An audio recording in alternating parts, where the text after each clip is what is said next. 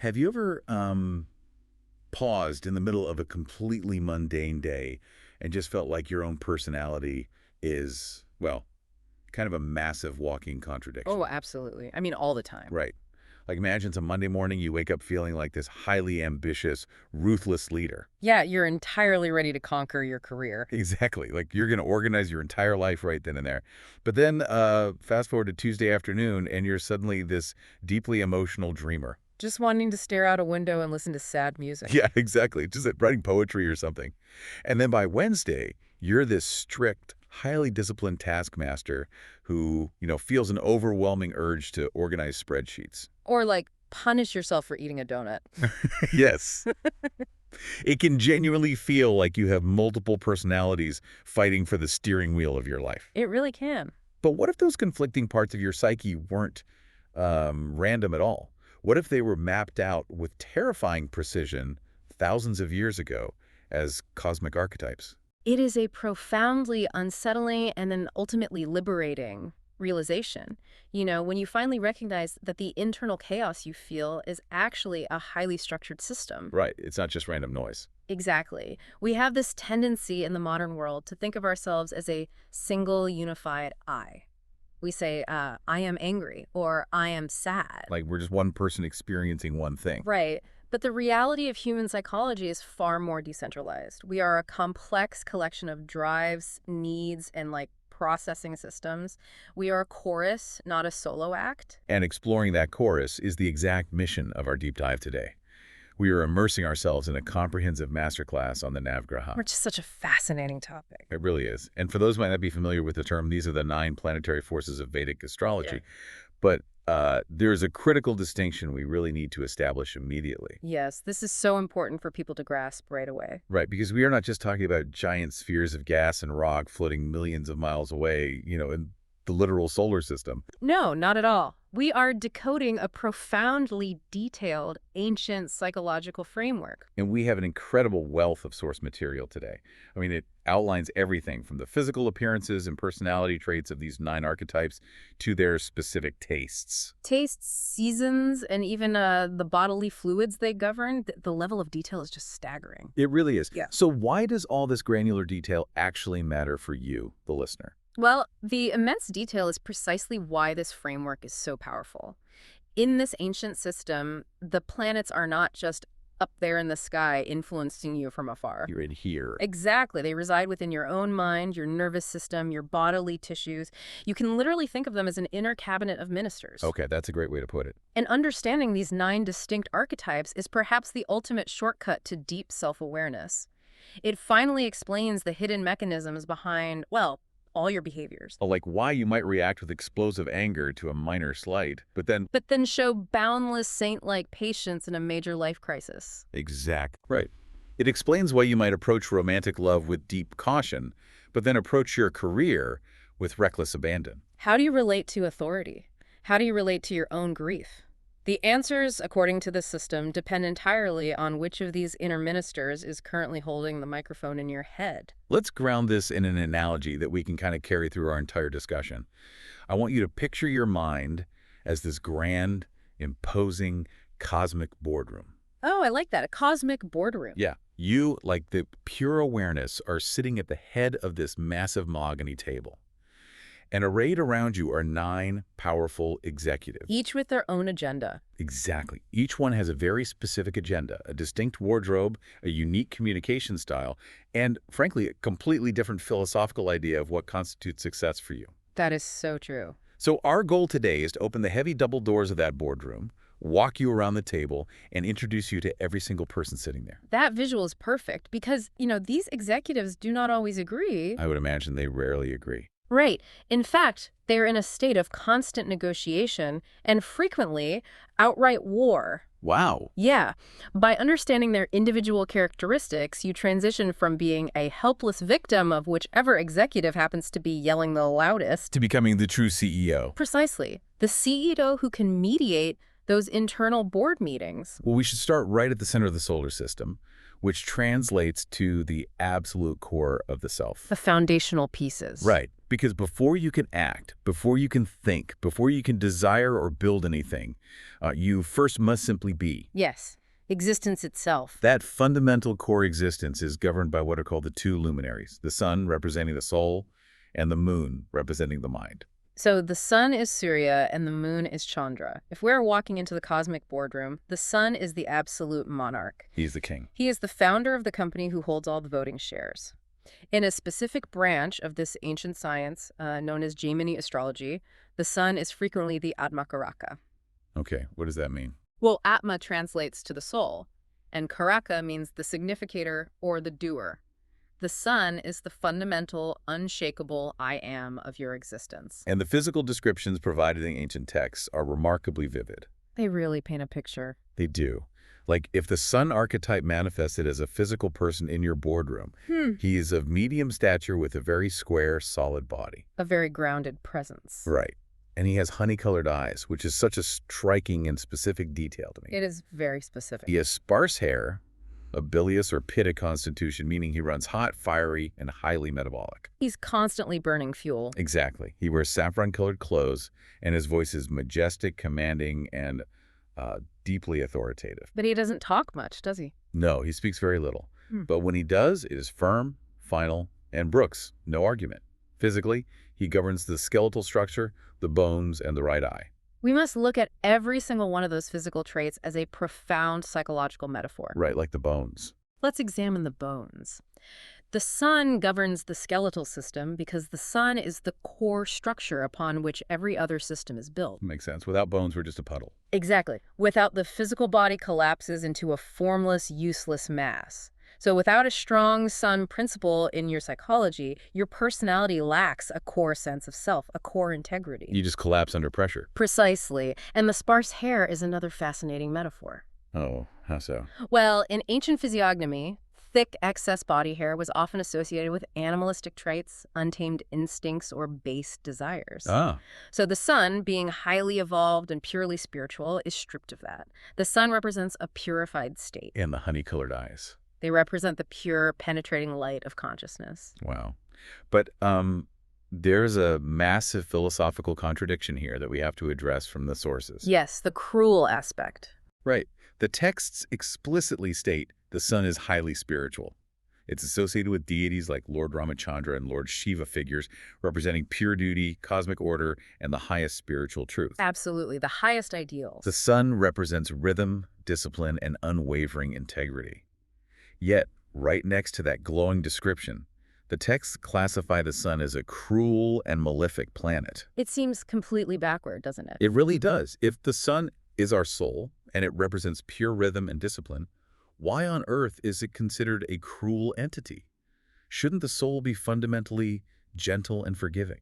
That question strikes at the ultimate paradox of the sun, and it requires a fundamental shift in how we define the concepts of good versus bad. Okay, I'm with you.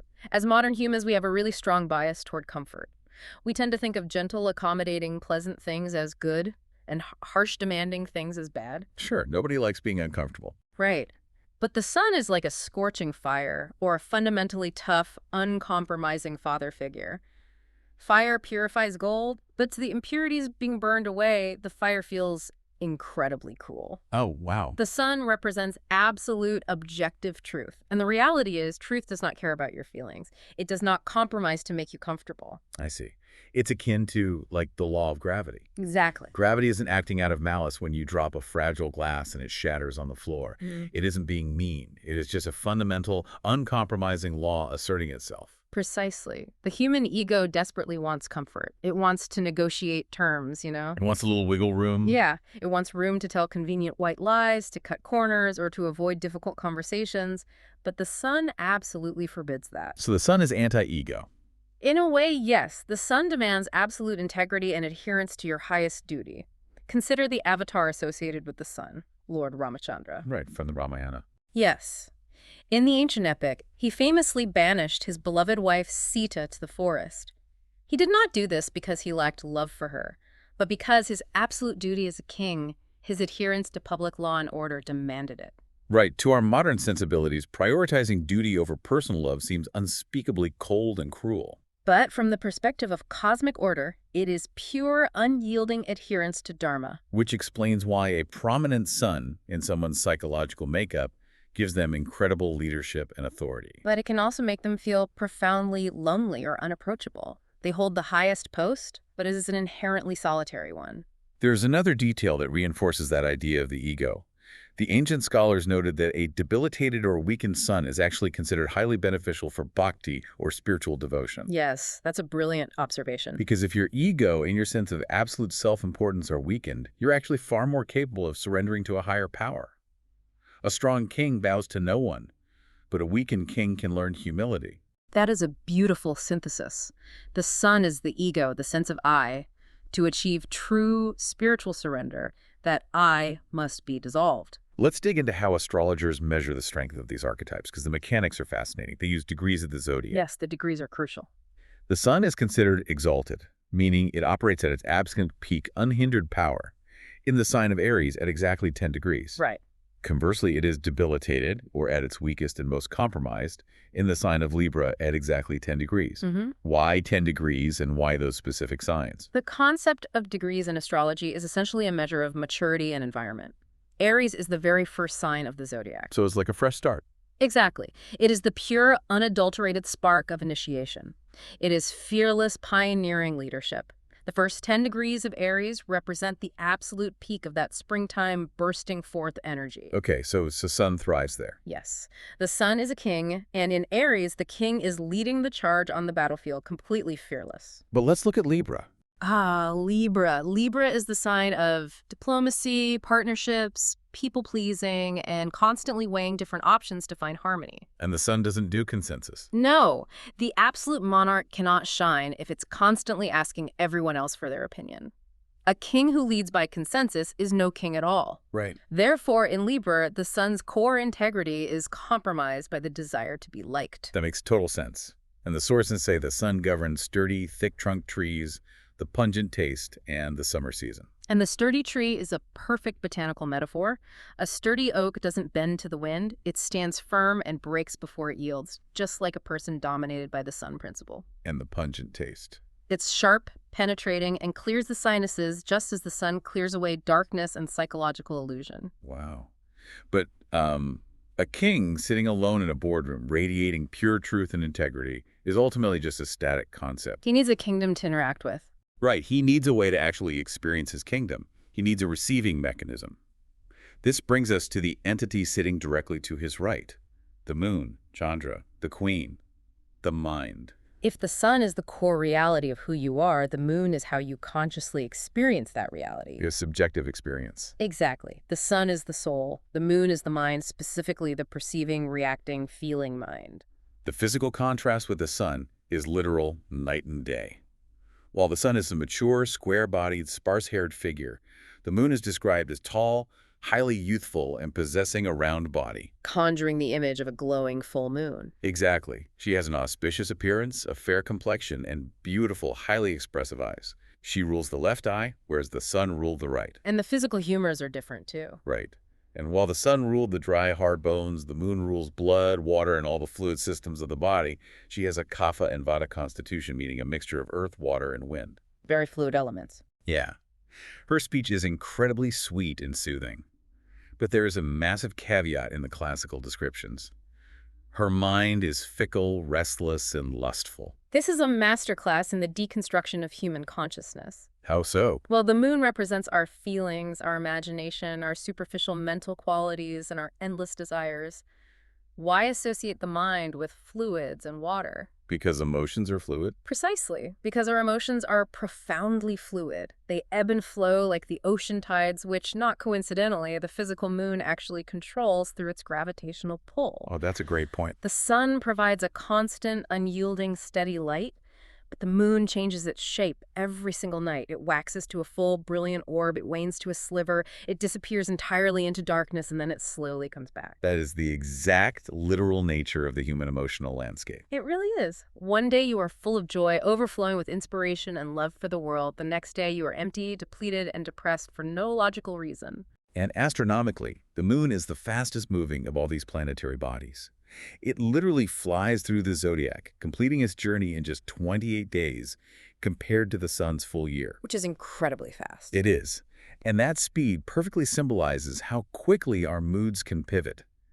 You can receive a single text message and go from ecstatic to devastated in 3 seconds. We've all experienced that. The texts mention the moon governs the travel industry, nursing, caregiving, and agriculture. It represents the mother or mother-like figures who nourish us. The nurturing principle is central to the moon. Kind of the opposite of the sun. Right. If the sun is the strict father who demands you live up to your highest potential and punishes you when you stray, the moon is the mother who comforts you and feeds you regardless of whether you succeed or fail. It simply wants to nourish. Yes. But we must address that uncomfortable word. Fickle. Right, the restless mind. The mind is a wonderful servant, but a terrifyingly destructive master. Because the mind is designed by nature to perceive, it is constantly drawn outward towards sensory experiences. Always looking for the next shiny thing. Exactly. It wants to taste delicious things, to touch soft things, to hear beautiful sounds. This makes it inherently restless. It is always looking for the next hit of dopamine, the next distraction. Which introduces an absolutely wild mythological allegory from the ancient texts. Oh, this story is amazing. We have to examine this because it sounds like a cosmic soap opera. In Vedic mythology, Jupiter is the grand guru of the gods, representing divine wisdom and philosophy. Right, the highest teachings. And the moon was Jupiter's student. But the myth states that the moon literally abducted and ran away with Jupiter's wife, Tara.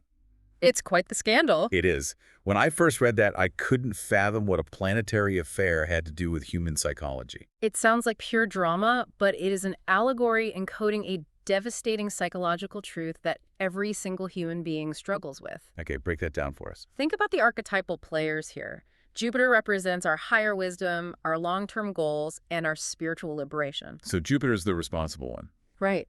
Jupiter is the voice in your head that says, we need to save for retirement, or we should wake up early and meditate. And the moon? The moon represents the immediate, reactive, sensory-driven mind. What happens when the mind is left unchecked by discipline? It steals away what rightfully belongs to higher wisdom. Wow. It gets violently distracted by immediate gratification represented by the illicit affair. That makes so much sense. How often do you know the right, wise thing to do, which is your Jupiter speaking, but your restless mind, your moon, decides to run off with an immediate, pleasurable distraction instead? That is painfully relatable. It's the mind betraying its own higher wisdom. Exactly. Think about the last time you promised yourself you were going to go to the gym after work. Your Jupiter set the intention.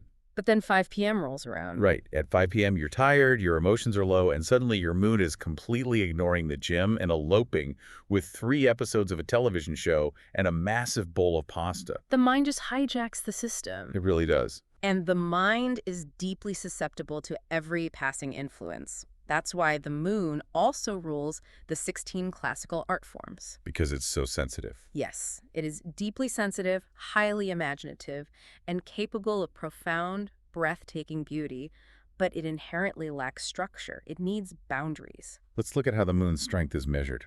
It's associated with the Lord Krishna avatar, specifically highlighting his natkat, or naughty, playful, deeply emotional nature. Which fits perfectly. It rules salt, which makes perfect sense when you think of salt water, tears, and the ocean. It rules honey and milky, sap-yielding trees. All very fluid and sweet. And its dignities. It is exalted in the sign of Taurus at exactly 3 degrees and debilitated in the sign of Scorpio at exactly 3 degrees. Yeah. Why 3 degrees and why those environments? Well, 3 degrees represents a very early, deeply rooted foundational stage of a sign. Okay. Taurus is an earth sign ruled by Venus.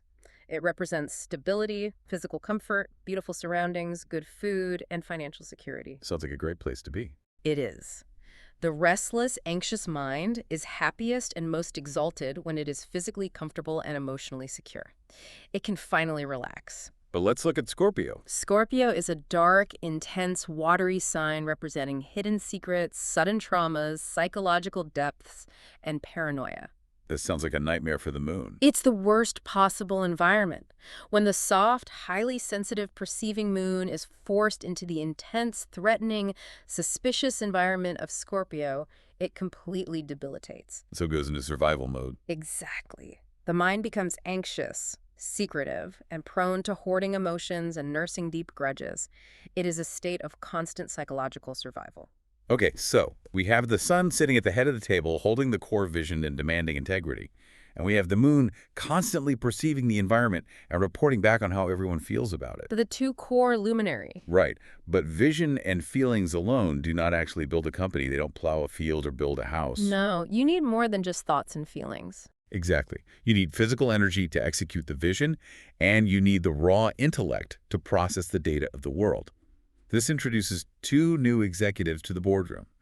Let's look at the cosmic muscle and the cosmic IT guy. Ah, Mars and Mercury. We have to start with Mars, or Mangal, the army chief. If the sun is the king who issues the decree, Mars is the commanding general of the army who actually enforces Who it. does the dirty work. The sun has authority, but Mars has the physical force. Mars is pure, raw, physical energy. It is the capacity to act, to exert willpower, to defend the physical body, and to conquer obstacles. His physical description in the texts is intensely intimidating. It really is. Mars has blood-red eyes. Yeah. He's youthful, but has a short, highly muscular build with a thin waist. He has curly, shining hair. Very athletic. Right, he has a very high pitta constitution, meaning he is pure, combustible fire and bile. Hot-headed. Very much so. He is prone to quick, explosive bursts of anger. But the ancient scholars specifically noted that his anger fades quickly. Physiologically, he governs the marrow in the bones, the flesh, and the internal lining of the uterus. And he's associated with red apparel, burning fire, and he is titled Bhumiputra, the child of the earth.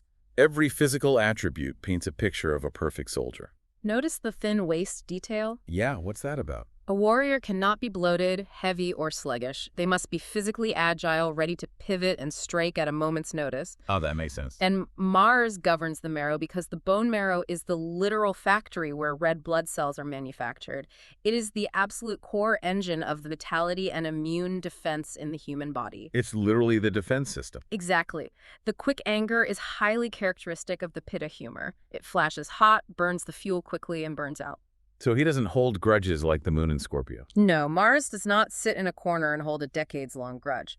Mars throws a punch, resolves the immediate physical conflict, and then immediately moves on. The mythological associations are fascinating here.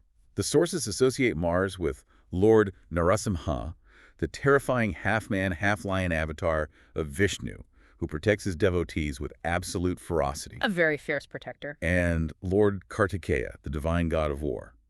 Mars represents weapons, the police force, barbers, surgeons, metallurgy, and sheer, unfiltered energy. Which is incredibly usable energy to have. Right. When you think about how this manifests in the body, Mars is essentially your immune system, or maybe a highly trained, hypervigilant bodyguard. That's a great analogy. He is absolutely the executive you want around when you were walking down a dark, dangerous alley or when you were fighting off a severe virus.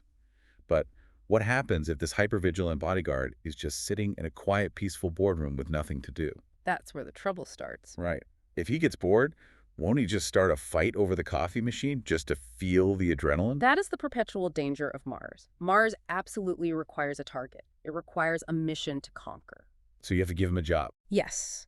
If you have a highly prominent Mars in your psychological profile, you possess incredible drive, physical courage, and the ability to work long, grueling, physically demanding hours. Like an athlete. Exactly.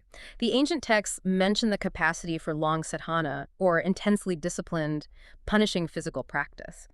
But if that volatile energy isn't directed toward a constructive external goal, like a demanding career, a competitive sport, or a righteous cause to fight for, it turns inward. Oh, that doesn't sound good. It isn't. It acts out inappropriately. It creates conflict in peaceful relationships just for the stimulation of the fight. Which opens the door to the dark side of this archetype. The classical texts are brutally clear about what happens when Mars is afflicted, poorly placed, or operating without ethical guidance. It can be quite dark. It can make someone dangerously overpossessive, a cheater, a thief, or even a cold-blooded murderer. It governs accidents, deep wounds, violent carnivores like tigers, and deceit. There is a chilling line that says, an afflicted Mars suffocates the spouse. Wow, that is terrifying. Because unregulated, unguided physical force is simply violence. Mars is inherently defensive, combative, and territorial. It shoots first and asks questions later. Exactly. When it feels threatened, its immediate unthinking instinct is to strike preemptively. An afflicted Mars lacks the higher wisdom of Jupiter to know when a fight is actually necessary. And it entirely lacks the empathy of the moon to care about who gets hurt in the crossfire. Right. It simply executes the strike. In the ancient terminology, it becomes the Jalad, the executioner. To measure that energy, we look at the dignities. Mars governs bitter tastes like the neem tree. Which is conceptually brilliant. Yeah, because bitter things in nature are often medicinal, highly purifying, but incredibly hard to swallow. Just like a harsh reality check or a necessary painful conflict. A tough pill to swallow, literally. Exactly. Mars is exalted in Capricorn at exactly 28 degrees and debilitated in Cancer at 28 degrees. Let's unpack the 28 degrees. That's very late in the sign. 28 degrees represents mature, highly tested, refined energy. It is not the impulsive spark of youth, it is the seasoned veteran. Okay, so why Capricorn? Capricorn is the earth sign of structure, discipline, hierarchy, and relentless hard work, ruled by the strict taskmaster Saturn. So it channels that wild energy. Precisely. When you take the explosive combustible energy of Mars and you put it into the highly disciplined, strategic, step-by-step structure of Capricorn, you don't get a street brawler. You get a master general. Exactly. You get unstoppable, ruthlessly organized drive. But let's move Mars to Cancer. Cancer is ruled by the moon, right? Yes. Cancer is the soft, emotional, watery sign of the home and the mother. Putting the fiery, weaponized energy of Mars into the emotional waters of Cancer is like lighting a stick of dynamite underwater. Or sending a heavily armed combat soldier to teach a kindergarten class. That is a hilarious but accurate image. The energy is muffled, confused, and deeply uncomfortable. It results in passive aggressiveness, emotional volatility, and misdirected anger. So, if Mars is the raw muscle executing the tasks, we need an entity to direct that muscle efficiently. We need a brain. We need a system to process the complex data of reality. Enter Mercury, or Buddha, the prince, the communicator, the cosmic IT guy. Mercury is the pure intellect. It is the capacity for logic, discrimination, categorization, and the processing of endless streams of data. It's just crunching numbers. Right. While the moon represents your subjective, emotional feelings about the world, Mercury represents your objective, analytical, emotionally detached understanding of it. The physical persona of Mercury is entirely distinct from the hypermasculine Mars or the maternal moon. Very different vibe. Mercury is described in the text as a 16-year-old prince who has just reached the dawn of adolescence. He is highly attractive, with a grass-like green or olive complexion. And the veins. Yes. His physical body is described as being full of veins, which sounds strange until you think about neural pathways and communication networks. It's all about pathways. He is witty, fond of jokes, loves stylish clothes, and wears green apparel. But here is the standout biological detail. Mercury is the only planet possessing a balanced mixture of all three Ayurvedic humors. Pitta, Kapha, and Vata. Right. Fire, water, earth, and wind. He's a Tridosha planet. The fact that Mercury is Tridosha is the absolute master key to understanding his archetype. He is infinitely adaptable. He is a psychological chameleon. How does that play out mentally? Well, raw intellect and data do not have a fixed emotional or physical state. They seamlessly conform to whatever environment they are analyzing. Give me an example. If Mercury is analyzing a tragic poem, it adopts a somber tone. If it is analyzing a math problem, it becomes rigid and precise. Okay, I see. And the veins are a perfect symbol. They represent communication networks, the nervous system transmitting signals in the physical body, the internet routing packets globally, highways, postal routes. So it's the infrastructure. Mercury represents the connective tissue of reality. It's your raw IQ, your ability to crunch numbers, journalism, coding, and the invention of language. He is associated with Lord Buddha and Lord Vishnu. He represents speech and verbal articulation, but there is a deeply fascinating quirk here that demands explanation.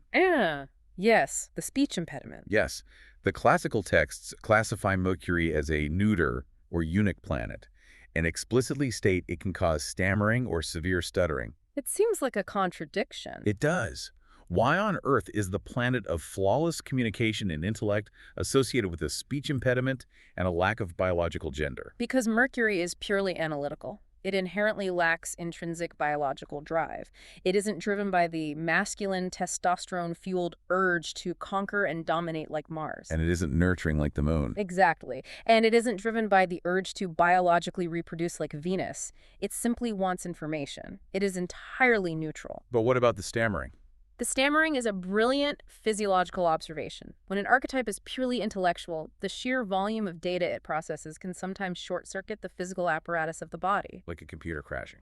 Yes.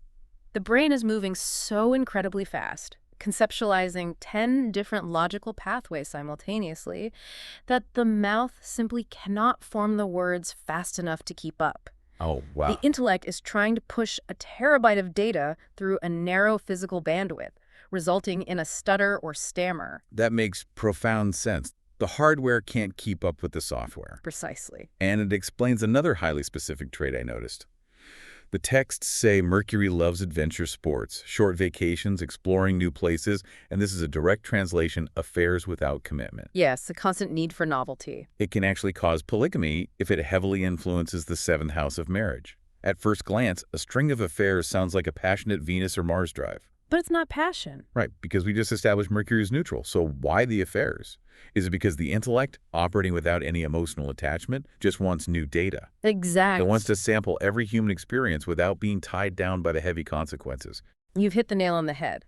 To the Mercury archetype, a new romantic relationship, a new country, or a new philosophy is fundamentally just an interesting book to read. It's just data collection. It's a new data set. Once Mercury understands the plot, once it maps the terrain, it gets bored and wants to read a completely different book. So no deep feelings involved. No, it inherently rejects the heavy, emotional, long-term responsibility of a lifelong commitment.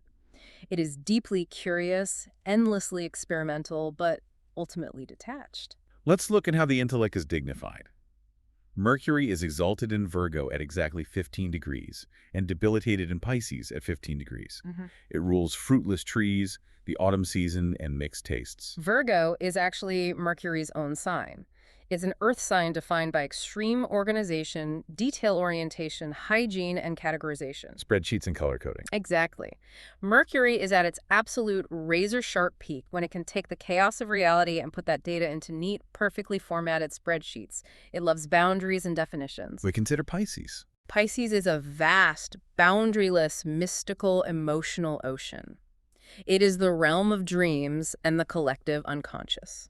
So logic doesn't work there. Logic completely dissolves in the waters of Pisces. You cannot use a spreadsheet to measure infinite cosmic love, nor can you use an algorithm to quantify deep existential sorrow. So Mercury just panics. Therefore, Mercury, the pure intellect, is terrified and debilitated there. It loses its tools. And the fruitless trees. Again, Mercury is about the endless process of connection, the branching of ideas. It doesn't need to produce a heavy, grounded final fruit.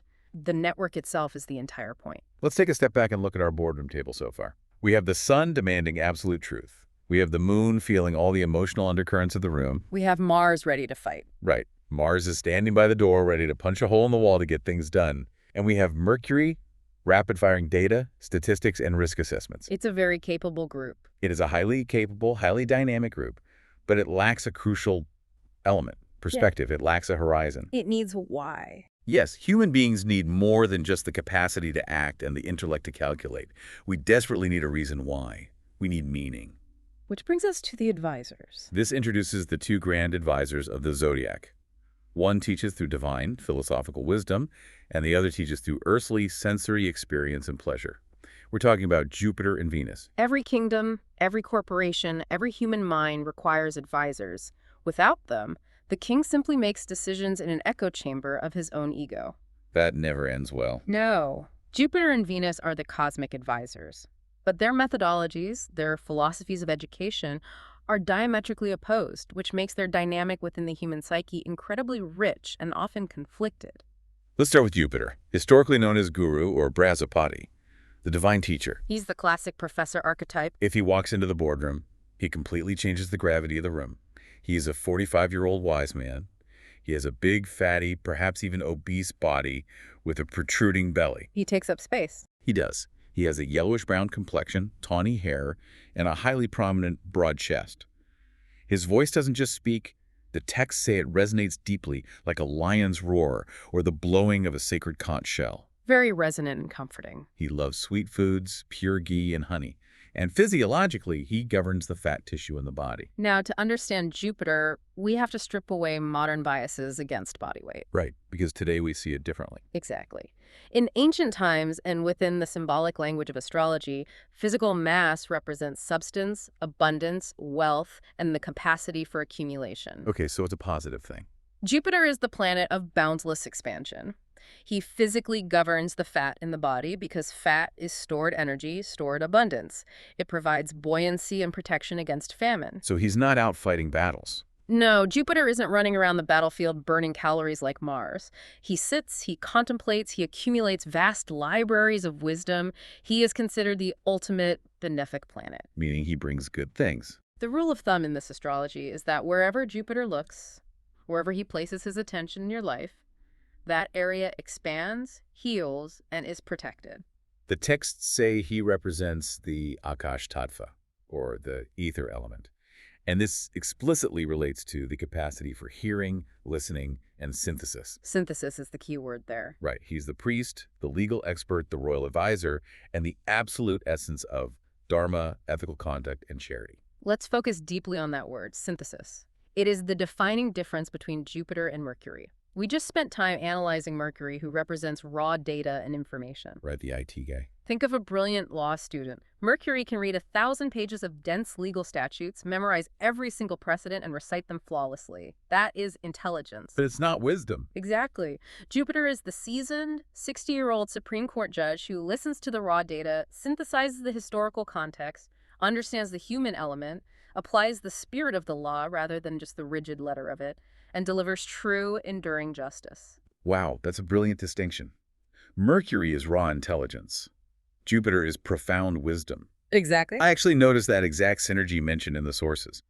The texts describe Jupiter as the guru, while Mercury is labeled the intelligent student or child of wisdom. They are meant to work together. And it states that when these two archetypes work together harmoniously in a person's chart, it is an exceptionally powerful placement. It is the ultimate cognitive alliance, because raw intelligence without the ethical grounding of wisdom can easily become manipulative, cynical, or highly destructive. Like a malicious computer hacker. Exactly, or a brilliant sociopath.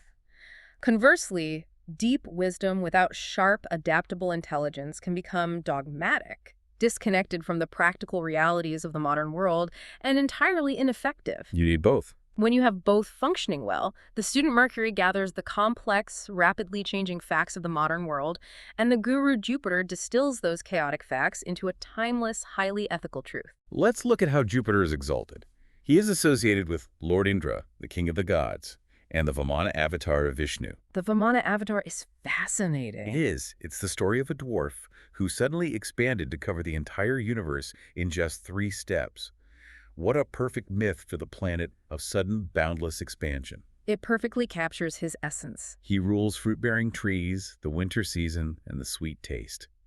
He is exalted in Cancer at exactly 5 degrees and debilitated in Capricorn at 5 degrees. Why 5 degrees and why those signs? 5 degrees represents a solid, established beginning, moving past the initial spark into steady growth.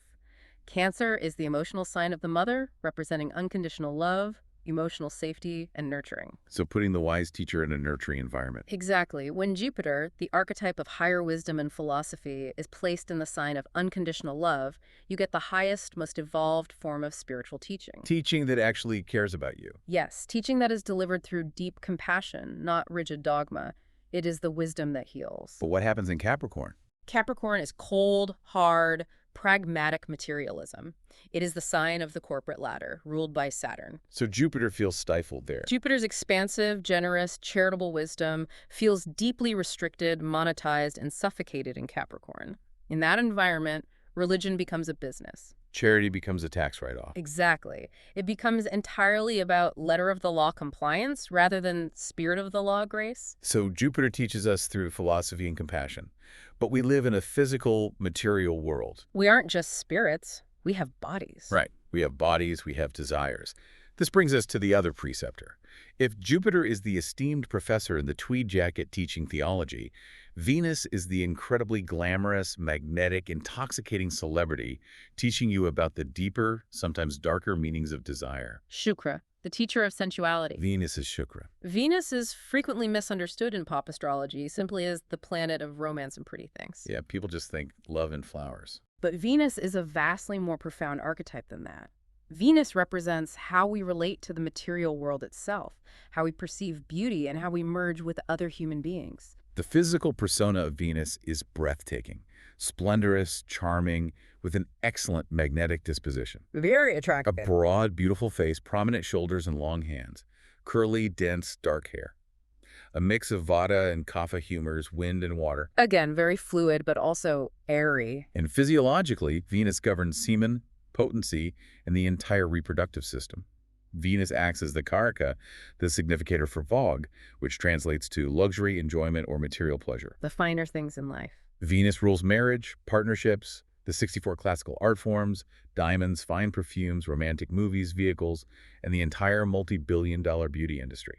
Venus represents the inescapable magnetic pull of the material world. It is the primal life force that desires to merge with another, physically, emotionally, and aesthetically. Merging is a good word for it. While Jupiter seeks to expand the mind upward, away from the body toward the heavens, Venus seeks to draw the consciousness outward, deeply into the exquisite, intoxicating beauty of physical creation. It grounds us in pleasure. Venus teaches us how to appreciate form, harmony, and aesthetics. But I need to push back hard on a specific detail from the notes because this initially confused me. Okay, what is it?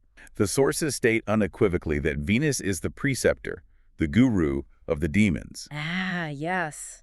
The Asuras. Jupiter teaches the gods, but Venus teaches the demons. Why on earth is the planet of exquisite beauty, love, art, and harmony associated with demons? It is one of the most brilliant philosophical concepts in the entire system. I really need you to explain this one. Well, in Vedic philosophical thought, demons, or asuras, are not necessarily evil, pitchfork-wielding monsters. They represent the archetypal forces that are heavily, inextricably bound to the material realm. So they're just worldly. Exactly. They are driven by ego, by insatiable desire, by the accumulation of wealth, and by sensual pleasure. Venus is their guru, because Venus teaches us profound spiritual lessons through our material attachment. Oh, wow. Think about your own life. How do you actually learn your hardest, most enduring life lessons? Usually the hard way. Very rarely is it from reading a holy book. Usually it is through a devastatingly broken heart. It is through a failed marriage. Oh, that makes so much sense. Or it is through an intense, burning obsession with wealth or status that, once achieved, leaves you feeling completely empty inside. Right. Jupiter teaches you through scriptures and meditation the path of the gods. But Venus teaches you by giving you exactly what you desperately desire in the material world, letting you experience the absolute peak of it fully, and then eventually forcing you to realize its inherent impermanence. Wow. Venus initiates us through the intense crucible of human relationships and earthly desires. That is staggering. Yeah. It completely shifts the paradigm of what Venus is. It's not just superficial luxury. It's the intense, sometimes deeply painful curriculum of wanting things. Desires are powerful teachers. Speaking of the mechanics of wanting, the texts mention a few quirks. Venus is historically one-eyed, having famously lost an eye to a blade of grass wielded by Jupiter's avatar. Yes, a very specific mythological detail. It provides temporary bliss specifically. The texts explicitly state it provides 20 seconds of bliss. It's very exact. It is associated with Lord Parashurama. Also, it governs businesses, but the texts are very specific. It governs businesses without alcohol. Venus apparently despises alcohol. Let's decode that. The 20 seconds of bliss is a very frank biological reference to the physiological peak of sexual climax, which Venus absolutely governs. Oh, okay. It is intense, it is life-creating, it is ecstatic, but it is incredibly fleeting. It deeply binds you to the physical body and leaves you wanting more. And the point about alcohol. The point about alcohol is structurally crucial to understanding the vibration of Venus. Venus represents high vibration aesthetics, refinement, genuine connection, and the true appreciation of beauty. And alcohol ruins that. Alcohol, biologically and psychologically, dulls the senses. It muddies genuine connection, it removes social refinement, and it lowers the baseline of consciousness. It takes the elegance away. Exactly. When you introduce heavy alcohol, the psychological vibration drops from the refinement of Venus to the chaotic, illusory realm of Rahu, which we will discuss shortly. Let's look at Venus's dignities. Venus is exalted in Pisces at exactly 27 degrees and debilitated in Virgo at 27 degrees. It rules flowering trees, the spring season, and the sour taste. Venus is exalted in Pisces because, as we discussed with Mercury, Pisces is the realm of boundless, unconditional, sacrificial, mystical love. So love at its highest form. Yes, Venus reaches its highest, most divine octave when love isn't just about physical attraction or a contractual partnership, but a profound spiritual merging where the boundaries of the ego dissolve. But why is it debilitated in Virgo? Virgo is the sign of the hypercritical accountant, the perfectionist, the analyst. You simply cannot put love on a spreadsheet. It kills the romance. Exactly. If you are constantly analyzing the cost-benefit ratio of your marriage or constantly criticizing your partner's minor daily flaws, the Venus principle is completely debilitated. Genuine love dies rapidly under a microscope. Okay, we have to transition because if you just follow Jupiter's endless expansion and Venus's endless indulgence forever, the system inevitably crashes. The party always ends. The party ends. The bill eventually comes due, and the executive, who exists solely to collect that bill, is sitting quietly at the very end of our boardroom table. He's the one you can't ignore forever. He has been waiting patiently. Enter the karmic taskmaster, Saturn or Shani, the servant and the judge. Saturn is the ultimate reality check. If the rest of the planets represent the exuberant party of human existence, Saturn is the grueling hangover, the silent cleanup crew, and the harsh, unforgiving fluorescent lights turning on at 2 a.m. Oof, what an image. He is the slowest moving visible planet, the coldest, and without a doubt, the most universally feared and misunderstood archetype in all of astrology. His physical description in the classical texts is genuinely terrifying. It's meant to be. He is emaciated, possessing a dark complexion and a black body with highly prominent veins. He has big teeth, red, depressed, deeply sunken eyes, and coarse, scant hair. A picture of suffering. He is described as lame him. He limps slowly on his left leg. He's dressed in worn-out, black, dirty, torn clothes. Physiologically, he governs the muscles and the nervous system. And he's the indicator of grief, right? Yes, he is classified as the Dukkharaka, the universal indicator of misery and grief, as well as the Karmakaraka, the significator of karma, delay, and extreme hard work. The heavy burdens of life. He represents physical labor, the lowest strata of society, rag pickers, servants, and democratic strikes against centralized authority. We must decode this dark imagery carefully. Why is he depicted as emaciated, wearing torn, dirty clothes? To show poverty. Yes, but more deeply, because Saturn represents the force that strips away everything that is fundamentally unnecessary. The sun wants to build a glorious kingdom, Venus wants to drape it in luxury, Jupiter wants to fill it with massive libraries of philosophy. And Saturn. Saturn simply points to a graveyard and says, you die with nothing. What is your fundamental bare-bones reality when every single external comfort is taken away? Wow. That is sobering. He limps and moves incredibly slowly because he represents the inescapable reality of time and delay. Saturn delays things, but not out of malice or a desire to punish you. Then why delay? He delays your desires to ruthlessly test if your ambition is genuine and if your foundation is actually strong enough to hold the weight of success. It's like testing the structural integrity. Exactly. If you build a house quickly with the impulsive energy of Mars, it might collapse in the first storm. Saturn forces you to lay the brush slowly, painfully, enduring the elements so that the structure lasts 100 years. The fact that he governs the muscles and the nerves is so telling. Those are the specific biological systems that are forced to endure prolonged strain, physical tension, exhaustion, and pain. The physical toll of hard work. But there is a line in the source material that literally stopped me in my tracks. It is the most fascinating contrast we've seen. Oh, about the bliss. Yes. We just established that Venus, the planet of love and luxury, provides 20 seconds of temporary bliss. But the text explicitly states that Saturn, the planet literally titled the indicator of misery and grief, provides permanent bliss. It's a beautiful paradox. I have to admit, my brain broke trying to process that. Yeah. How does the cosmic embodiment of depression, loss, and grueling physical labor provide permanent bliss? This touches on the deepest, most esoteric secret of Saturn.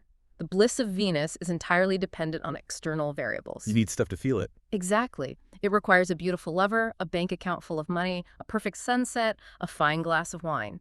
If you lose the external object, the bliss immediately vanishes, replaced by longing. So it's fragile. Very fragile. Saturn, however, forces you into tapasya, which translates to severe penance, unrelenting hard work, facing your deepest fears, and enduring profound suffering. Facing the darkness. Yes. He forcefully strips away your ego, your delusions of grandeur, and your reliance on easy shortcuts. Think about the psychology of surviving a severe trauma, or the mindset of a true Stoic philosopher. Right. When you have survived Saturn's crushing trials, when you have been stripped bare and accepted the harsh, cold reality of existence without flinching or looking away, you achieve a state of inner peace that is completely unshakable. Because you survived the worst. Because you no longer fear loss, you have already faced the absolute bottom and you survived. That peace born of confronting ultimate reality and achieving total detachment is permanent bliss. Wow. No one can ever take it away from you because it doesn't rely on anything outside of your own fortified soul. That is awe-inspiring. It's like the profound, quiet peace of an ultramarathon runner after crossing the finish line. Perfect analogy. The physical pain was excruciating, the process was agonizing, but the achievement, the knowledge of what they can endure, is permanently etched into their being. It changes you fundamentally. Let's look at the fascinating quirks of Saturn's relationships within the boardroom. Mythologically, he's the sun's son, but they are bitter, sworn enemies. Father and son, but completely at odds. The sun represents monarchy, ego, centralization, and the elite. Saturn represents democracy, the working class, the marginalized, and the servant. A classic class struggle. Yet, shockingly, Saturn is best friends with Venus. Why is the dirty, emaciated taskmaster best friends with the glamorous, luxurious queen of the zodiac? Because in the grand architecture of reality, they balance each other perfectly. Venus provides the beautiful material form, the inspiration, and the art of living. And Saturn provides the grit. But Saturn provides the structure, the unyielding discipline, and the longevity required to actually sustain it in the physical world. A beautiful romantic relationship, inspired by Venus, only survives decades if both people are willing to do the hard, unglamorous, frustrating work of compromise and duty, which is Saturn. That is so true. A brilliant artist, channeling Venus, only produces a lasting masterpiece if they have the Saturnian discipline to sit alone in a room and practice their craft for 10,000 grueling hours. Inspiration without discipline is useless. That makes perfect sense. Saturn's dignities reflect this need for balance.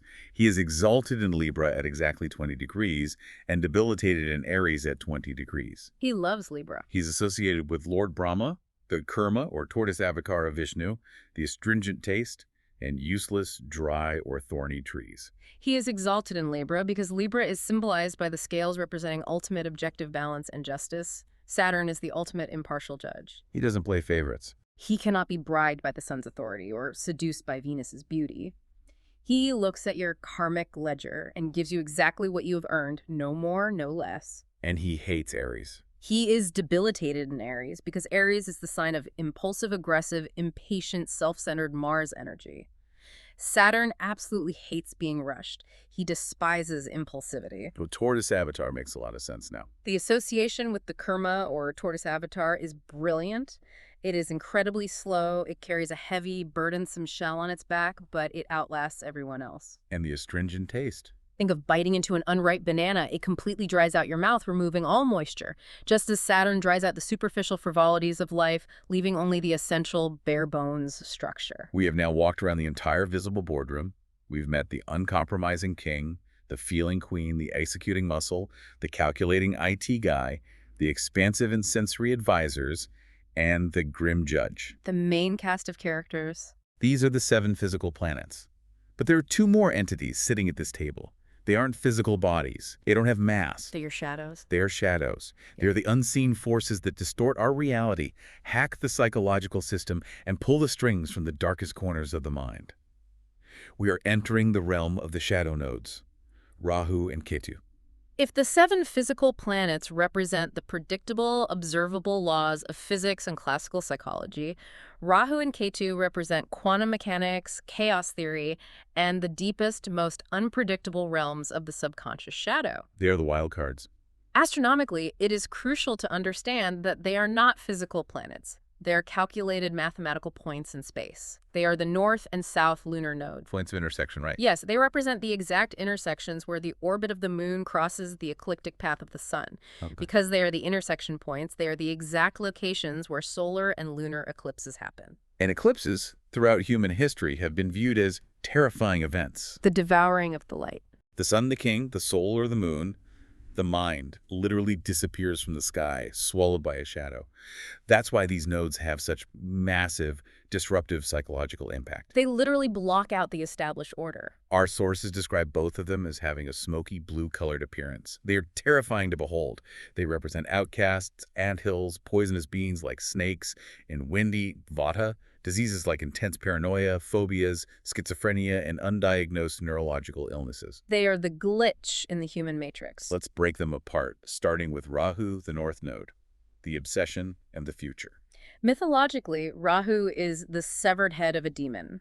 He is described as windy but highly intelligent. He has an airy head. He is the absolute master of illusion, smoke, and mirrors. Because he's just a head. Because Rahu is only a head and does not have a physical body or a stomach, he represents an insatiable, unquenchable hunger. He can never be full. Exactly. He represents the things in life we obsess over, the things we gorge ourselves on, but can never quite physically grasp or be satisfied by because the food just falls out of the severed neck. The traits listed for Rahu in these ancient texts sound so incredibly eerily modern. They do. It's uncanny. It says he is associated with breaking established norms, mass propaganda, information technology, artificial intelligence, the internet, foreign elements, and achieving massive worldly success the hard way, meaning through disruption, cheating, or highly unconventional methods. He is the ultimate disruptor. I was reading this and thought, Rahu is literally the patron saint of Silicon Valley. Yeah. He's hyper-disruptive, obsessed with tech, prone to creating viral illusions and propaganda,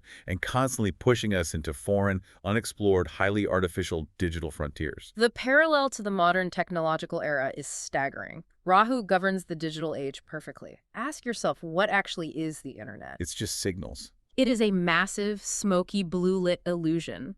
It is not a physical place you can touch, yet it commands our absolute waking obsession.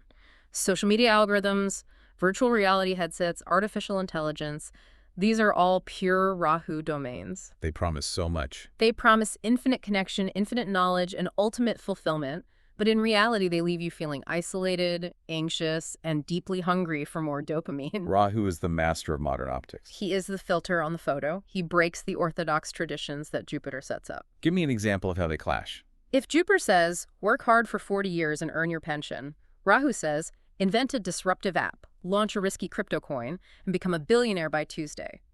Rahu wants massive, sudden, unearned success and will use any taboo or manipulative method to get it. The texts mention Rahu is associated with goddess Durga, who rides a tiger and fights demons, and the Varaha, or boar, avatar of Vishnu, who dove into the murky depths of the cosmic ocean to rescue the Earth. Going into the murky depths is very Rahu. He is given a planetary period of 8 months. He represents outcasts, which makes sense. The greatest disruptors and innovators are usually outcasts operating far outside the establishment. They have to be outside to break the rules.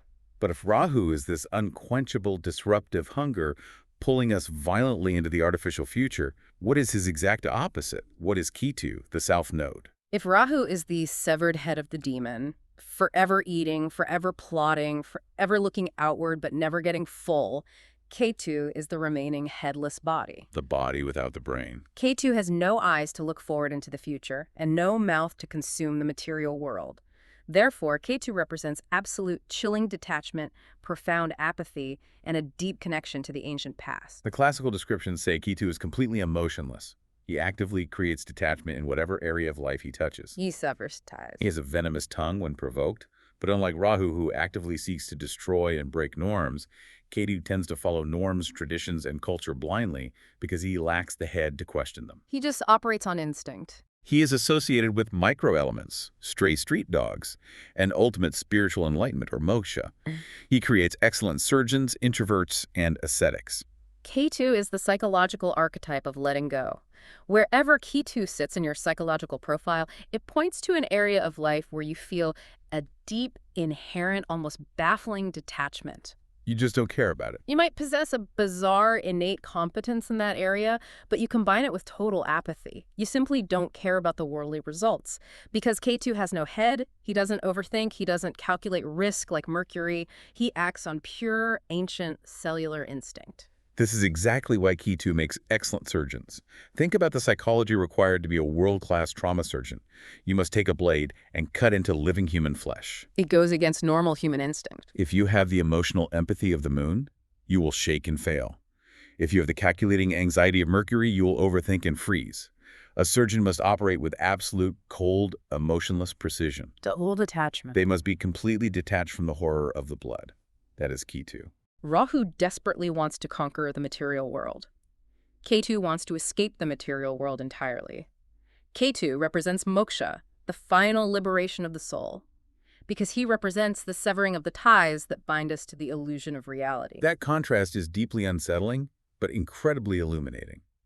Rahu's frantic, calculating, unquenchable hunger versus Ketu's cold, instinctual, absolute apathy. They are the ultimate shadow pair. And Ketu is associated with Lord Chitragupta, the divine record keeper who tallies human karma, and the Meena, or fish, avatar of Vishnu, representing the deepest, oldest depths of the subconscious ocean. The deep hidden waters. It's fascinating that these two shadow nodes represent the absolute extremes of our psychology, the things we are irrationally, destructively obsessed with, and the things we are entirely inexplicably detached from. They are the ultimate wild cards in the boardroom. The sun might lay out a perfectly logical, honorable 10-year business plan. And Mercury double-checks the math. Mercury might run all the spreadsheets confirming it will work. Jupiter might bestow his ethical blessing. And then suddenly, out of nowhere, Rahu throws a smoke bomb into the room, hijacks the projector, and convinces the entire board to abandon the plan and invest everything in a highly risky speculative illusion. Or Ketu ruins it. Or conversely, Ketu simply stands up, unplugs the projector, stares blankly at the wall and says, "None of this matters. The universe is an illusion. Let's dissolve the company and go live in a cave." Wow. They are the forces of sudden, inexplicable psychological shifts. We have just completed an incredibly dense, profound tour of the cosmic boardroom. We have looked every single executive in the eye. It's a lot to take in. It is, but the biggest, most empowering takeaway here is that you, listening to this right now, are not just one single static thing. You are a vast, complex composite. You are all of them. You contain the unyielding ambition, ego, and integrity of the sun. Yeah. You contain the deep, fluctuating empathy and restless imagination of the moon. You possess the raw, protective, combative drive of Mars. The rapid-fire logic, adaptability, and emotional detachment of Mercury. The expansive, charitable wisdom of Jupiter. The aesthetic refinement, magnetism, and sensual desire of Venus. The relentless discipline, endurance, and reality-checking gravity of Saturn. The disruptive, hungry innovation of Rahu and the cold, spiritual detachment of Ketu. They are all sitting in your head right now, constantly debating, constantly taking a vote on your next life decision. And the ultimate quality of your life, the peace you experience, is determined entirely by how well you manage that specific boardroom. Who are you letting run the meeting? Exactly. If you unconsciously let Mars run the meeting every day, you will be constantly fighting and burning bridges.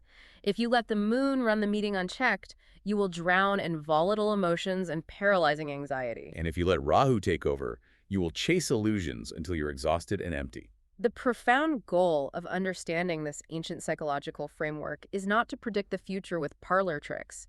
It is to gain absolute mastery over your internal state. To become the real boss. It is to step into the role of the conscious observer, the true CEO. The CEO who can listen to each of these archetypes, utilize their immense strengths when appropriate, and ruthlessly mitigate their extreme destructive tendencies. So as we wrap up this deep dive, I want to leave you with a final provocative thought to carry with you.